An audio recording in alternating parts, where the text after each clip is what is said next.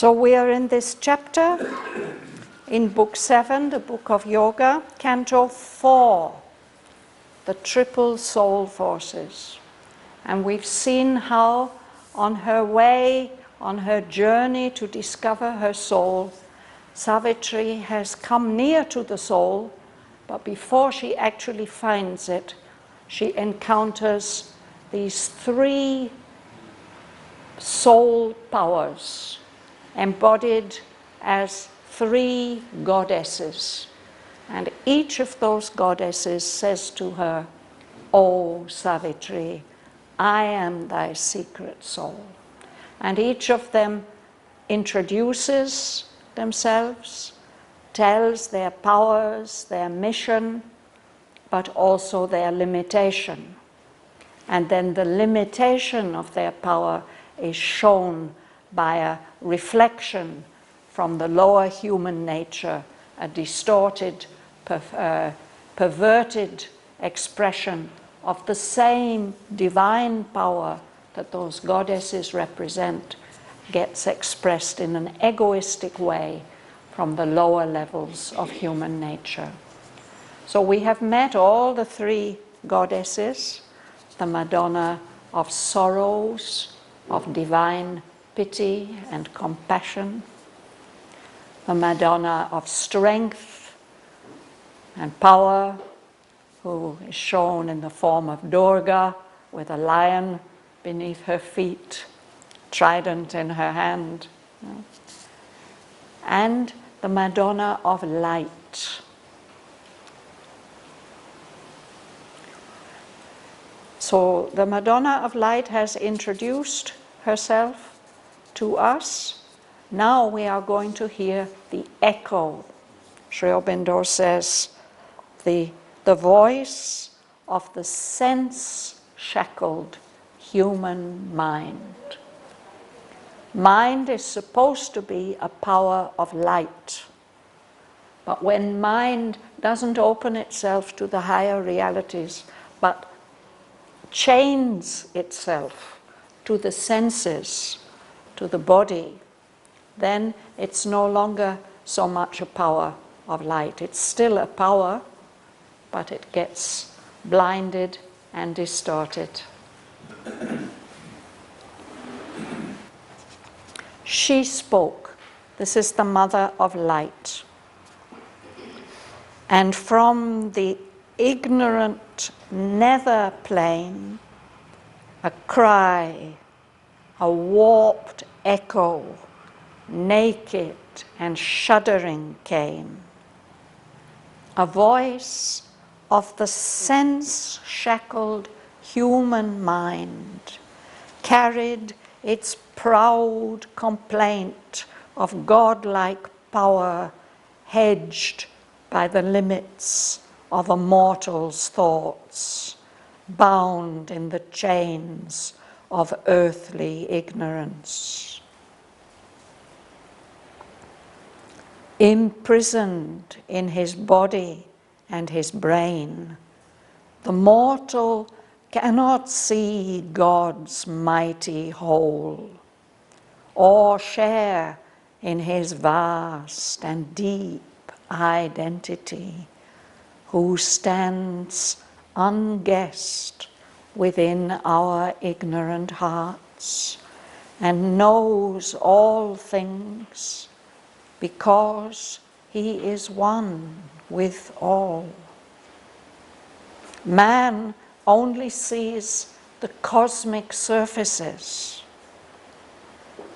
Then, wondering what may lie hid from the sense, a little way he delves to depths below. But soon he stops.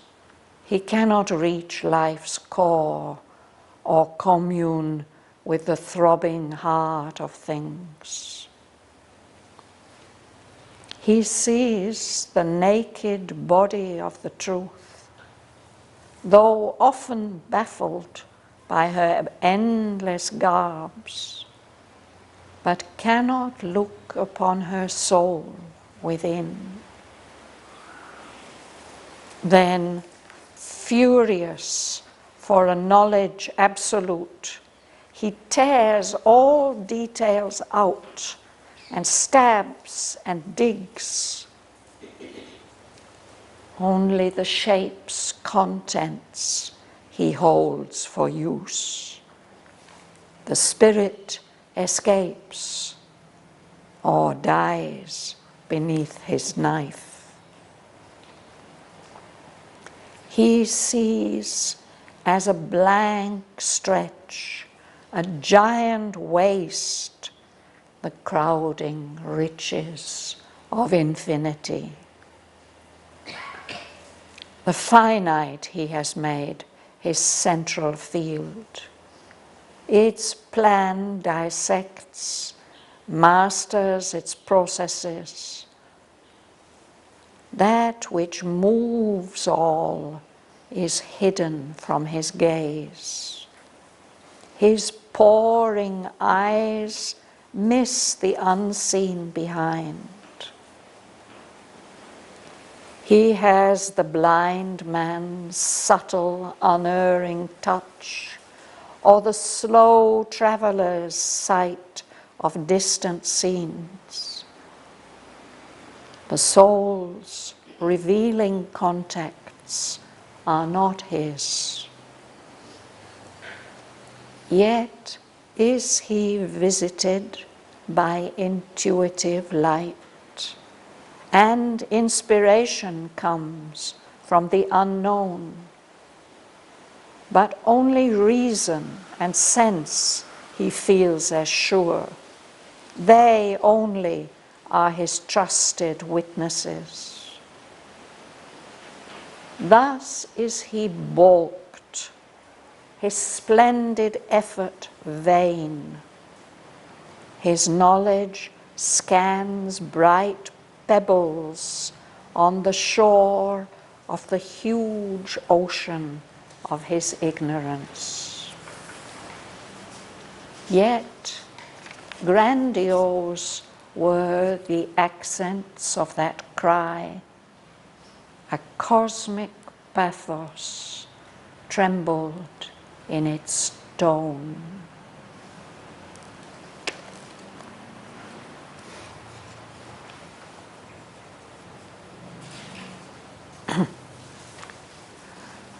Rosa, you will start? Yes. She spoke, and from the ignorant nether plane, a cry, a walk, Echo. naked and shuddering came. A voice of the sense-shackled human mind carried its proud complaint of godlike power, Hedged. by the limits of a mortal's thoughts, bound in the chain of earthly ignorance. Yes. So she spoke, the mother of light. And from the ignorant nether plane, nether means lower, where there's not much light, a cry comes, an echo. If we stand in a cave and shout, an echo will come back to us. But this echo is a distorted echo. It's warped. It's twisted. And it's naked and shuddering. There's something painful and raw about this voice. This is the voice of the sense-shackled human mind. Shackles are chains that we put on prisoners so that they can't move their hands freely, sometimes even their feet, so they can't move properly. Yeah, naked means what? Yes, I don't know exactly why Sri Aurobindo uses this word here, but the effect of it is that there's nothing graceful or pleasant about this voice. There's something raw and shuddering, painful. Yeah? This voice is the voice of the human mind when it is chained to the senses, to the body. Our mind should be a power of light. It is a power of light. But if we chain it to the lower levels, to the senses, to the body, it can't give us much light. So that's why there's a complaint. It's complaining. This is the complaining of a power that feels that it is godlike, that it has some divine power in it, but it is hedged by the limits of a mortal's thoughts. A hedge. We have a hedge here dividing Savitri Bhavan from the road. You know, it's a barrier, a thick thorny barrier of plants that you can't pass through. So when something is hedged, it's limited, closed in by the kind of thoughts that we can have, our mortal thoughts, the thoughts of beings who are doomed to die because they are, their basis is the body. And they are not only hedged in by these limits of the mortal's thoughts, but they are bound, they're tied tight in the chains of the ignorance that goes with being an earthly creature belonging to this material world. So the power is godlike, but the limits are mortal. Imprisoned in his body and his brain, the mortal cannot see God's mighty whole, or share in his vast and deep identity, who stands unguessed within our ignorant heart, and knows all things, because is one with all. Yes. So the mortal being, we are all potentially immortal beings, because we have a divine soul within us.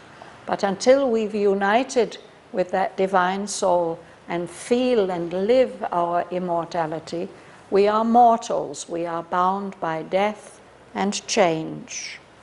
And we are bound by the earthly ignorance. So the mortal cannot see that huge plan, God's mighty whole. And above all, we can't feel the oneness that unites all the parts of this whole. We can't share in God's vast and deep identity, God's oneness with everything in the universe. The divine is standing unguessed. We don't guess or feel that he's there, but he is standing there within our ignorant hearts. And he knows all things because he is one with all. But we are not one with all. We are one with our limited beings, very much constricted by our bodies needs, and the mortal's thoughts. So we don't see the whole plan. Yeti, would you read? Man only sees the cosmic surfaces. Then, wondering what may lie hid from the sense, a little way he delves to depths below. But soon he stops. He cannot reach life's core or commune with the throbbing heart of things. Yes. Well, this is the normal human consciousness. We see the surfaces of things around us in the universe, and if we have thinking minds, we want to know what lies below the surface. Human beings have tried to understand why the surfaces are the way that they are. So they have curiosity, sometimes real scientific curiosity. So they wonder what's lying hidden beneath the surfaces, hidden from the reach of our senses. No? So then they try to dig, to delve, means to dig. So the mortal being, digs below the surface a little way. He doesn't dig very deep. He soon stops. He doesn't dig deep enough to see what is the heart of life.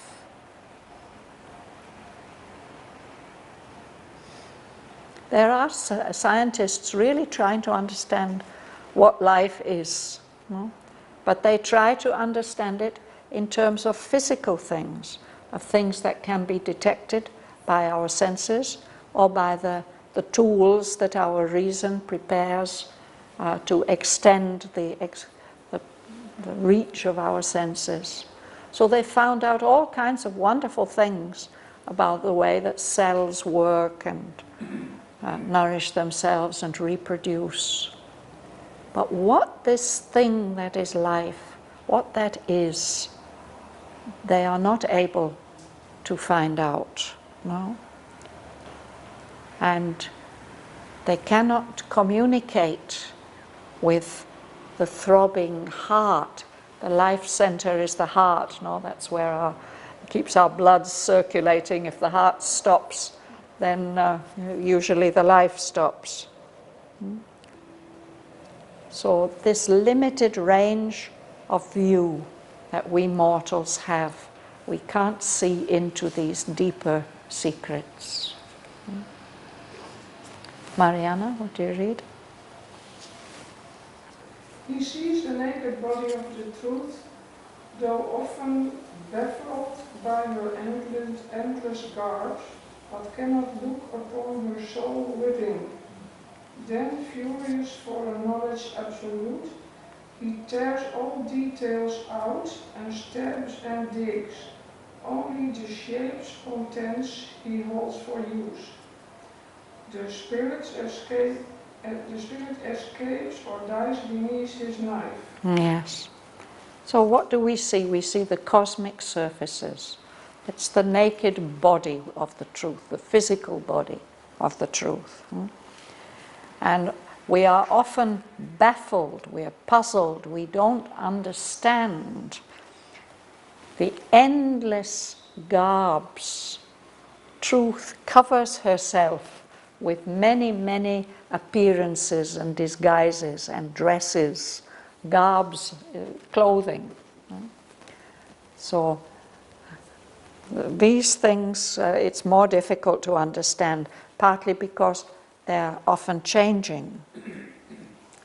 But the thinking human being, he does see this naked body, but he can't see, he can't look upon the soul that's animating that body. But if he's really determined to find out what is there, he wants to have an absolute knowledge, a knowledge without limits. He starts taking out details one by one. He tears them all out and stabs and digs to try and go deeper. But he only keeps the physical contents of the shape, of the form. Those are the only things that he thinks are useful.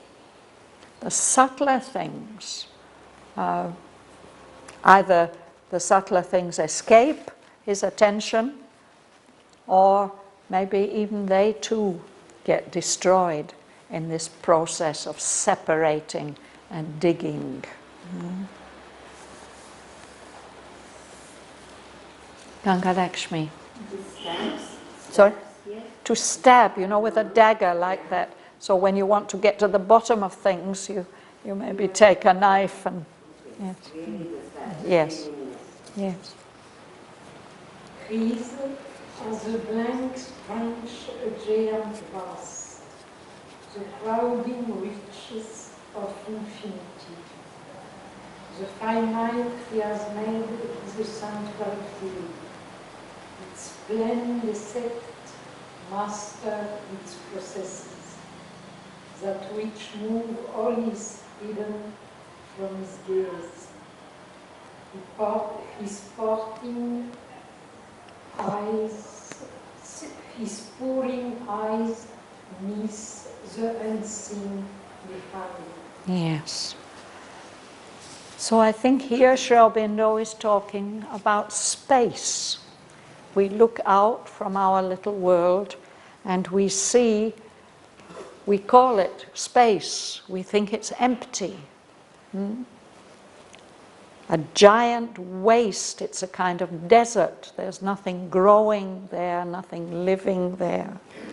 He sees it just as a blank stretch, an expanse.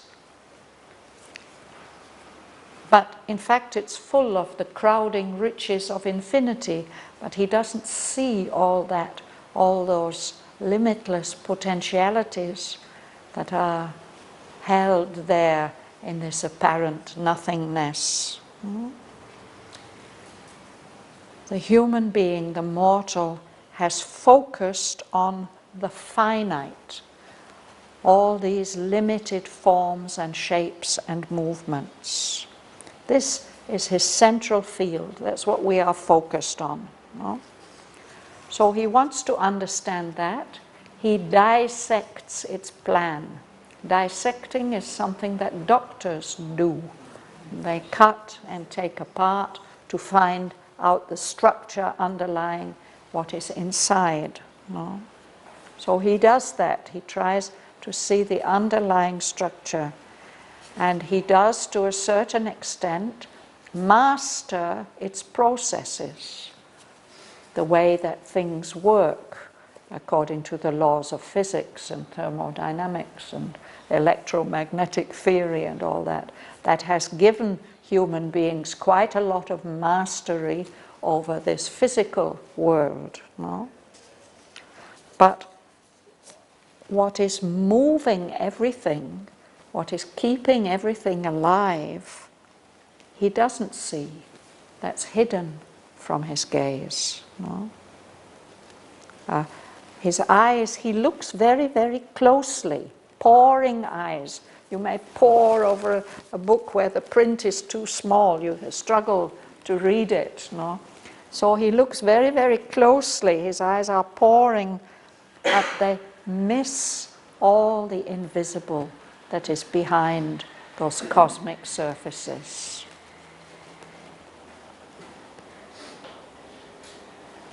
Sergei.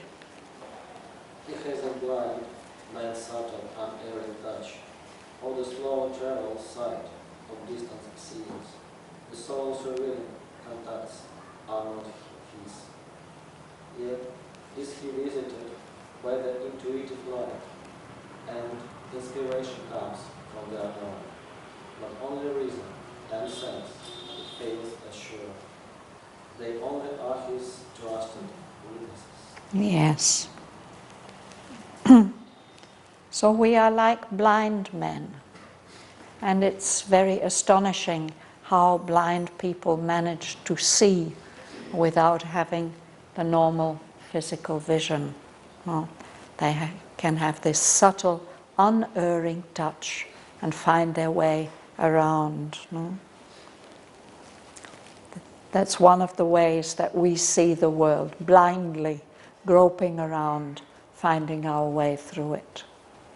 And another way that we see it is like somebody who is traveling slowly, somebody who's walking around the world.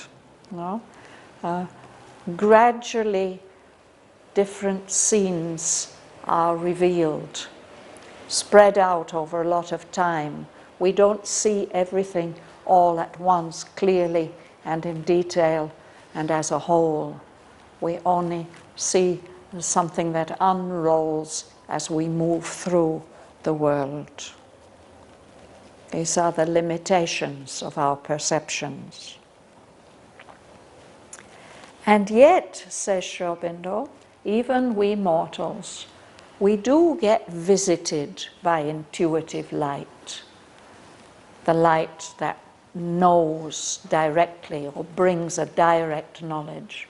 It does happen, it does come to us, and even inspiration comes to us, gives us glimpses and insights and ideas that are not native to our thought, which are gifts that come to us from higher levels. But we feel these things are unreliable. We're not sure that they give a true guidance. No?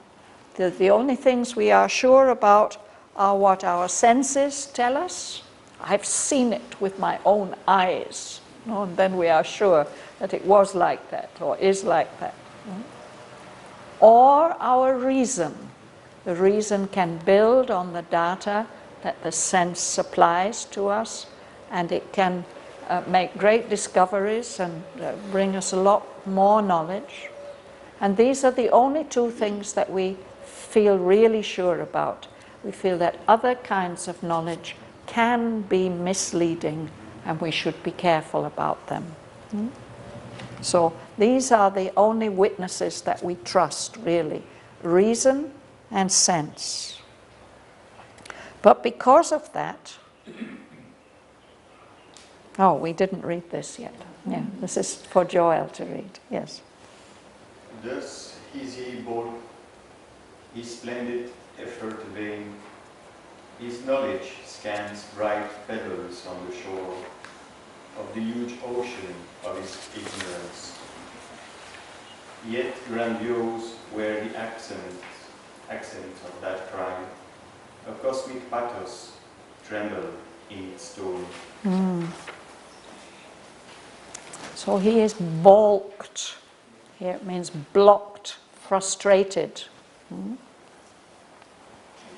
So all our splendid efforts, all the splendid efforts of the human mind are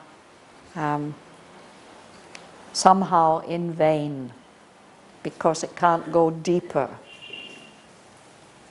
And he gives this beautiful image that what we're doing is we are just looking at bright pebbles on the shore of a huge ocean of things that we don't know.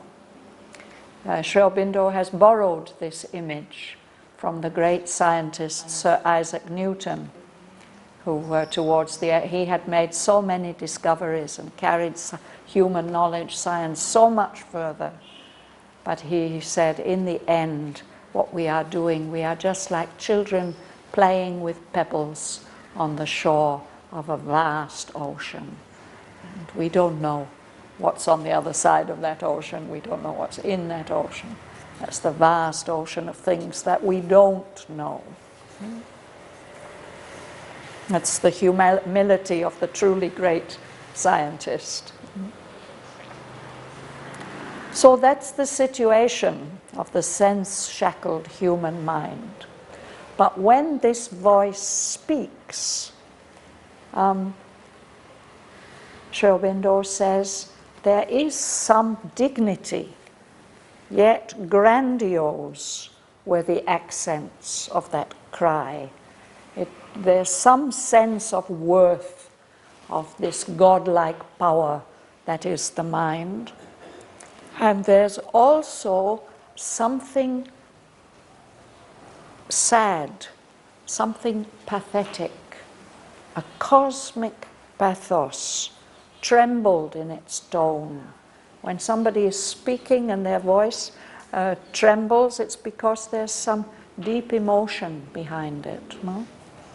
So this is a cosmic pathos, a universal sadness. a sense of pity and waste and frustration, lack of fulfillment.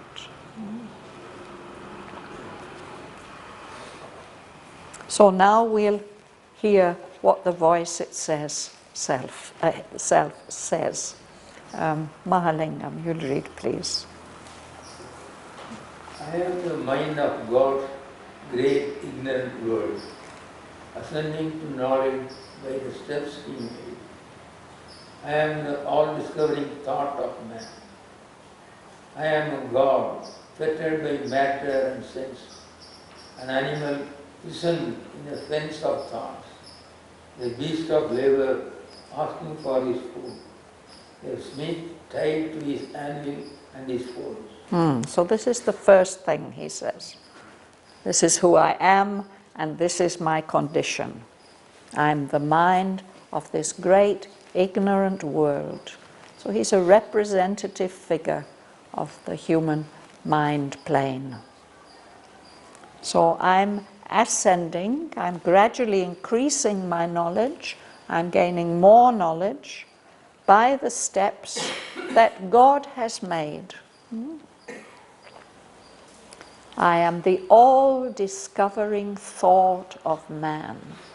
There's some confidence, some feeling that the human thought will eventually be able to find out everything. And he also expresses this idea of a God-like power, fettered. This word is the same as shackled or chained. Fetters and shackles are the same things. So what are these chains? Matter, the limitations of inert matter, and the limitations of our senses, which interpret the world of matter to our mind, to our intelligence. And he says, I'm an animal. We are all animals in our bodies, no? I'm an animal, and I'm confined, I'm limited. All around me there's a fence of thorns. I can't go beyond that fence. That's similar to this hedge which came earlier. And I have to work hard. It's a really characteristic thing of human beings, that somehow we have to work. No? Animals don't work. They hunt and they eat and they sleep and they play and they mate. But human beings, characteristically, we have to work. So he says, I'm not only an animal, I'm a beast of labor. And I have to labor. If I don't labor, I won't get anything to eat. No? I'm a smith tied to his anvil and his forge. A smith is the craftsman who works with metal, particularly iron. So a smith is a craftsman. No? He makes things. We human beings, we make things. But he's like a slave. He's tied to that anvil, that metal platform where he has to hammer his things. And the forge is the workshop where he does his work with metal. I'm a prisoner there, a prisoner of my action, my work. Gomsun. Yet have I loosened the cord and rotted my wing.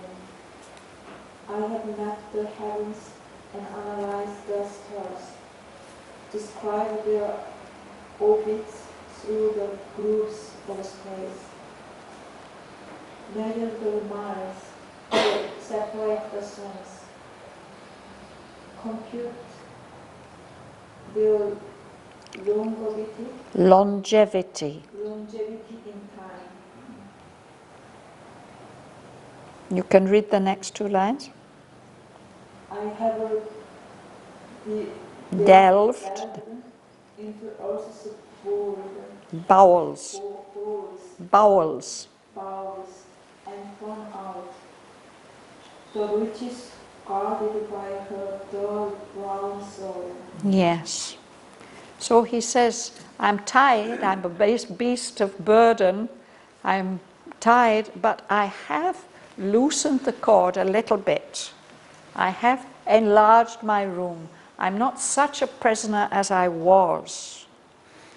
And I've looked at the skies and made maps of the heavens, analyzed the stars. It's really amazing that, they can detect stars billions of miles away and tell us what they're made of. And it's just amazing. And I've described their orbits through the grooves of space. The stars seem to move as if they're on tracks, their orbits, and even the laws governing the orbits of the heavenly bodies. These have been worked out by the human mind. No?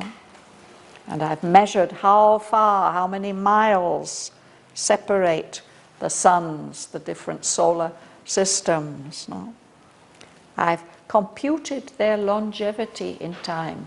Longevity is how long you will live. So the cosmologists and mathematicians, they can tell us, oh yes, our sun is so many billions of years old, and after another so many billions of years it's going to die. And they can do this for suns that are many, many miles away in other galaxies even. And I have dug into the bowels. The bowels, it's this stomach part of you, of the earth. We say into the bowels of the earth. We dig down and we find gold and diamonds and all kinds of metals and things that we can use. No? So I've torn out the riches that are protected by this dull brown soil that just seems to be the surface of the earth. And we're finding ever more ingenious ways of tearing these riches out from the bowels of the earth and devastating huge areas. It's terrible. Computed there or Computed, it means to work out mathematically. That's, we call them computers because they were invented first of all to work for calculations. Yes.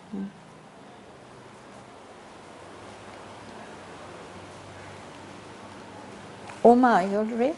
I have classed the changes of a stony crust and of a biography discovers the dates, resetting the pages of all nature's plan. The tree of evolution I have sketched, each branch and twig and leaf in its own place. And the Embryo. track the history of forms and the Genealogy. frame of all that lives. Yes, thank you. So one of the things that the mind loves to do is to classify things. When we have books in a library, we want to put them in an order so that we can find them when we want them. So in order to do that, we have to class them. We have to say, oh, these are Savitri books, and these are books about Savitri, and these are books by Sri Aurobindo, and these are books about Sri Aurobindo. So we class things, and scientists do that very carefully. They classify, and they have given us a kind of history of the earth and the changes, and they've given names to different periods in the history of the earth. No? The way that this stony surface of the earth has changed. The geologists, they tell us many marvelous things about how the earth's surface has changed over billions of years, and discovered the dates of her biography, her life story. Rescued the pages of all nature's plan. Well, we think we have. I don't. we don't have all the pages yet. But, and one of the things that the scientists have done is to sketch out the tree of evolution, that everything grows from this trunk, and a branch goes off here and there, and off the branches there go twigs and leaves, and this species is a leaf here, and this one is a leaf there, which ones are connected and which ones are not. No? And another thing that they've done, it's connected with this evolutionary theory, they've looked at the forms of the embryos.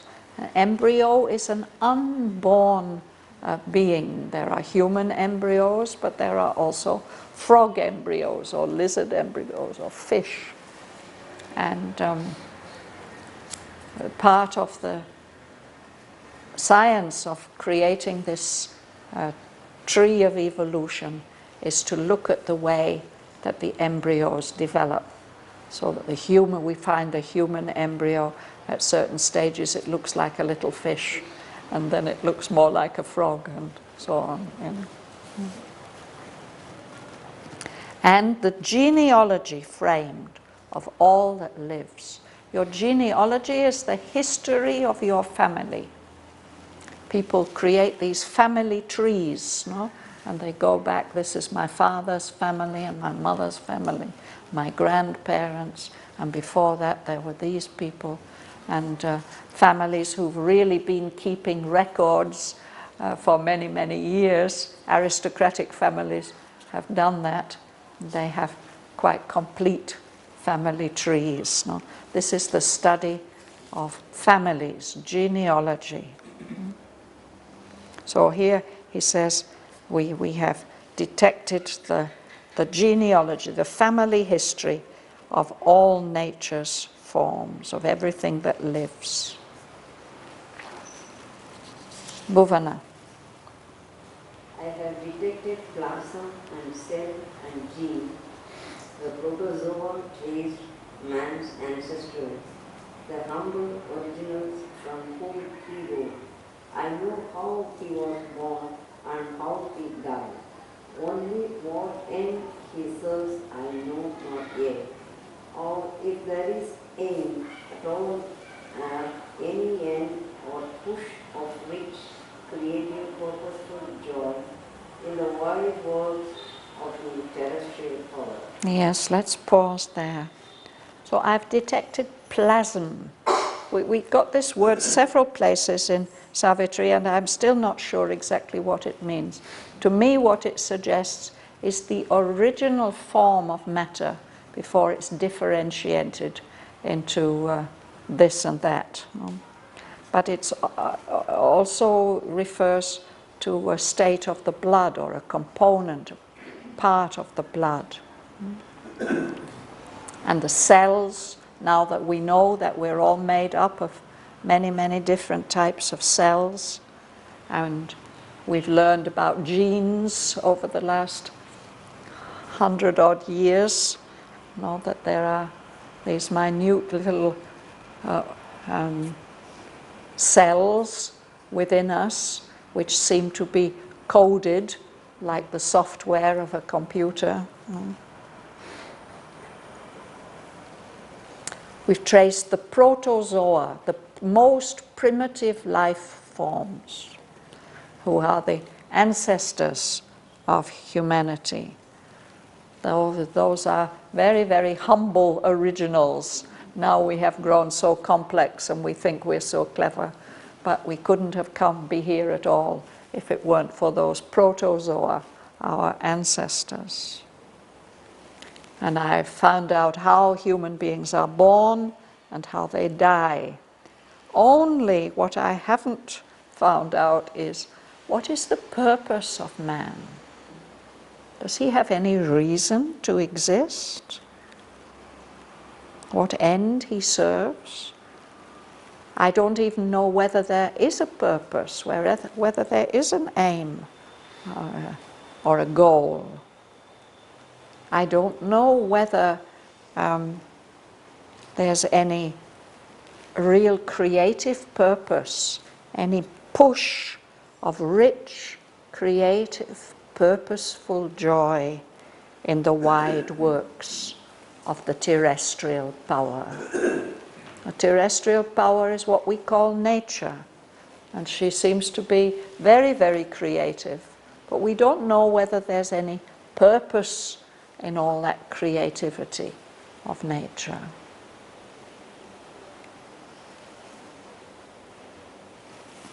Bhavan. I have caught her intricate processes, none is left. Her huge machinery is in my hands. I have seized the cosmic energies for my use. I have caught and heard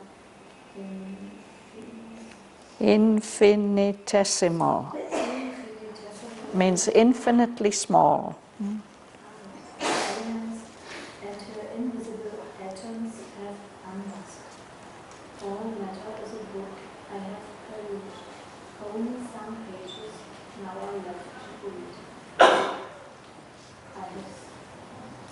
have seen the ways of life, the parts of mind, and have studied the methods of the end and ache and the behavior learned of man and woman. Yes. So in line 565, when he says, I've caught her intricate processes, it means nature, the terrestrial power. There's nothing left that I haven't understood. And I'm controlling that huge machinery of nature. I know how to master her. I've got hold of these universal energies, and I know how to use them. And I've looked closely at her tiniest little elements, and I've unmasked, I've revealed those atoms which we can't see and yet which we can visualize. All matter is a book that I have perused, he said. It means I have read it. But then he has to admit that there are some pages left that he hasn't read yet. He's perused it, he's looked through it, but he hasn't read all the pages. I've seen the ways of life, the paths of mind. I've studied the methods of the ant and ape and the behavior learned of man and worm. The behavior of worms is sometimes quite fascinating, but we won't go into that just now. Suresh. Man and worm are put together. Yes, because he says God, the inhabiting Godhead, in the worm he foresees the God to come. So man is somewhere halfway between the worm and the God. Suresh. If God is at work, his secrets I have found. But still the cause of things is left in doubt. The truth flees from pursuit into the void. When all has been explained, nothing is known. Yes, so that's the trouble. No? He says, if God's doing something, I found out all his secret, but still the cause of things is left in doubt. What is the reason for all this? No? The truth behind all these things. If I try to search for that, it runs away from me, flees from pursuit. When you're pursuing something, you're following it. And what you're following runs away from you, flees into a void, into an emptiness. When the human mind has explained everything, still nothing is really known. Dhanalakshmi. What chose the process? Whence the power sprang? I know not, and perhaps shall never know. A mystery is this mighty nature's birth. A mystery is the elusive stream of mind. A mystery, the protein freak of life. What I have learned, chance leaps to contradict. What I have built is seized and torn by fate. Yes, thank you.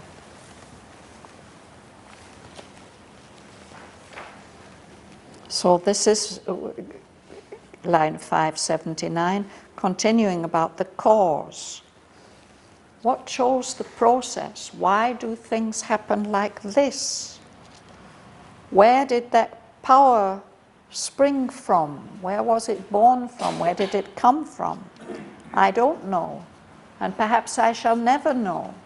Real materialists say it's no use even asking these questions. We can't ever answer them.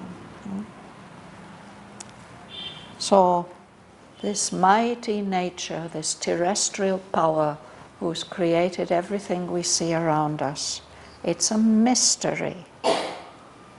Even this stream of our own minds is a mystery. It's elusive. We can't follow all the thoughts. We don't know where they all come from and where they are leading us. And life is a mystery. The protean freak of life.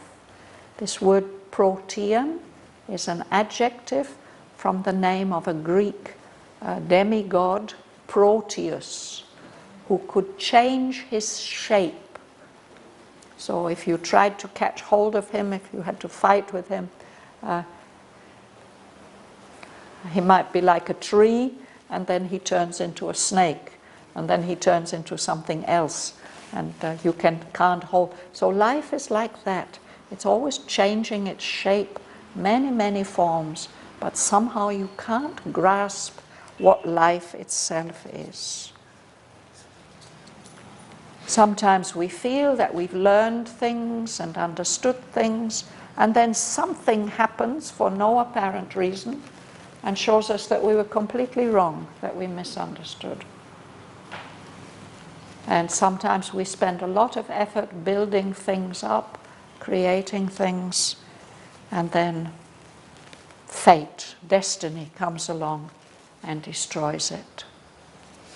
So there's some kind of fundamental uncertainty about the achievements of human mind.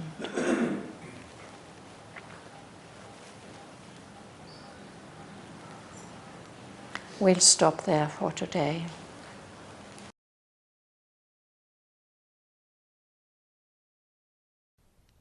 She spoke, and from the ignorant nether plane a cry, a warped echo, naked and shuddering came. A voice of the sense-shackled human mind carried its proud complaint of God-like power hedged by the limits of a mortal's thoughts, bound in the chains of earthly ignorance. Imprisoned in his body and his brain, the mortal cannot see God's mighty whole, or share in his vast and deep identity, who stands unguessed within our ignorant hearts, and knows all things because he is one with all. Man only sees the cosmic surfaces. Then, wondering what may lie hid from the sense, a little way he delves to depths below. But soon he stops. He cannot reach life's core, or commune with the throbbing heart of things. He sees the naked body of the truth, though often baffled by her endless garbs, but cannot look upon her soul within. Then, Furious for a knowledge absolute, he tears all details out and stabs and digs. Only the shape's contents he holds for use. The spirit escapes or dies beneath his knife. He sees as a blank stretch, a giant waste, the crowding riches of infinity. The finite he has made his central field. Its plan dissects, masters its processes. That which moves all is hidden from his gaze. His poring eyes miss the unseen behind. He has the blind man's subtle, unerring touch, or the slow traveller's sight of distant scenes. The soul's revealing contacts are not his. Yet is he visited by intuitive light, and inspiration comes from the unknown.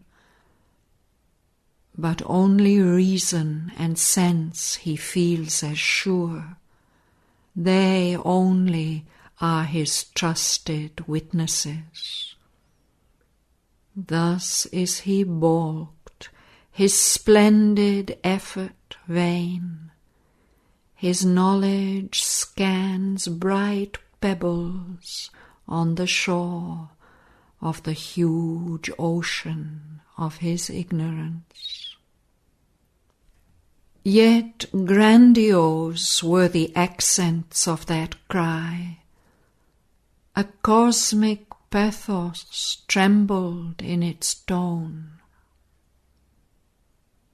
I am the mind of God's great ignorant world, ascending to knowledge by the steps he made. I am the all-discovering thought of man. I am a God fettered by matter and sense, an animal prisoned in a fence of thorns, a beast of labour asking for his food, a smith tied to his anvil and his forge. Yet have I loosened the cord, enlarged my room. I have mapped the heavens and analyzed the stars, described their orbits through the grooves of space, measured the miles that separate the suns, computed their longevity in time. I have delved into earth's bowels and torn out the riches guarded by her dull brown soil.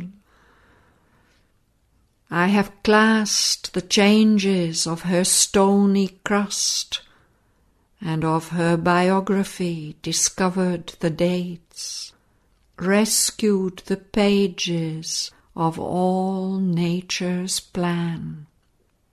The tree of evolution I have sketched, each branch and twig and leaf in its own place. In the embryo tracked the history of forms, and the genealogy framed of all that lives.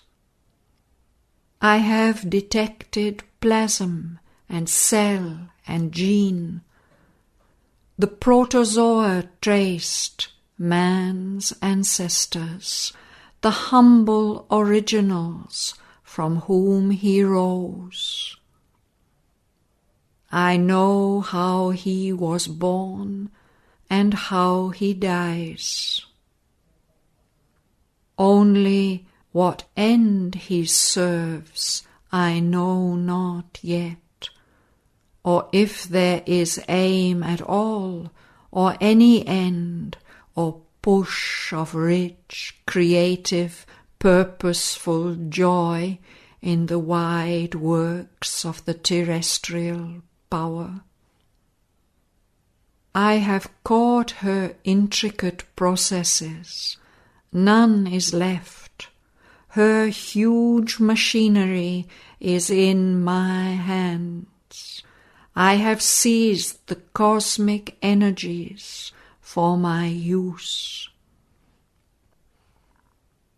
I have poured on her infinitesimal elements, and her invisible atoms have unmasked.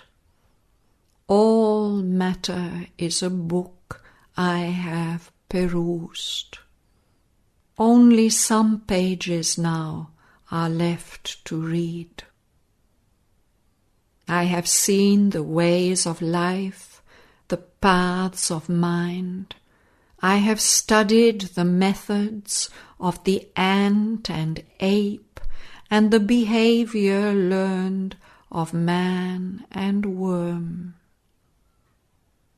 If God is at work, his secrets I have found. But still the cause of things is left in doubt. Their truth flees from pursuit into a void. When all has been explained, nothing is known. What chose the process, whence the power sprang, I know not, and perhaps shall never know. A mystery is this mighty nature's birth. A mystery is the elusive stream of mind. A mystery, the protean freak of life. What I have learned, chance leaps to contradict. What I have built is seized and torn by fate.